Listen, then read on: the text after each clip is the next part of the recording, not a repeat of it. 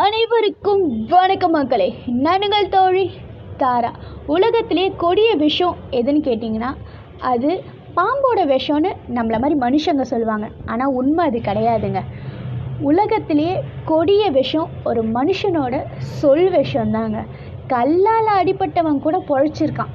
ஆனால் ஒருத்தர் சொல்லால் அடிப்பட்ட காயம் அவங்க சாகிற வரைக்கும் இருக்கும். அதனால தான் பெரியவங்க அந்த காலத்தில் வார்த்தைகளை பார்த்து பேசணும் அப்படின்னு சொல்லியிருக்காங்க. திருவள்ளுவர் இதுக்குன்னே 2 வரியில் திருக்குறள் எழுதியிருக்கார். அடக்கமுடைமையில் குறளின் 129 என்ன தெரியுமா சொல்லியிருக்காரு?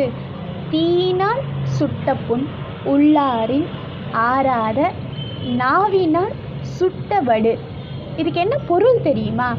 ஒருத்தர் தீயில கருகி எரிஞ்சிருந்தா கூட அந்த காயம் வெளிப்புறத்தில் மட்டும்தான் இருக்கும். உள்ளே இருக்கிற ரணம் வருஷ போக்கில் ஆறி போயிடும். ஆனால் ஒருத்தர் ஒரு சொல் கடினமாக சொல்லிட்டு அந்த வார்த்தை ஆடுறதுக்கு எவ்வளோ ஜென்மம் எடுத்தாலும் பத்தவே பத்தாது. அந்த அளவுக்கு அவங்க ரணமாக இருப்பாங்க. இதனால தான் திருவள்ளுவர் வார்த்தைகளை எப்போவுமே பார்த்து கவனமாக பேசுங்கன்னு சொல்லியிருக்காரு.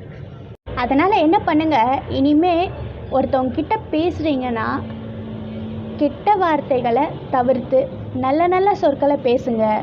தீய எண்ணங்களை கைவிட்டுருங்க. அடுத்தவங்களை காயப்படுத்தாதீங்க. வாழும்போது எல்லாரையுமே சந்தோஷமாக வாழ வைங்க. மீண்டும் குறள், தீயினால் சுட்ட புண் உள்ளாரின் ஆறாத நாவினால் சுட்ட வடு. நன்றி.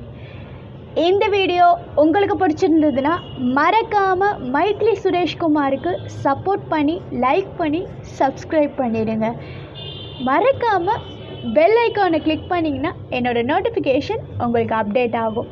மீண்டும் ஒரு அடுத்த நல்ல திருக்குறளோடு உங்களை நான் சந்திக்கிறேன். டாடா.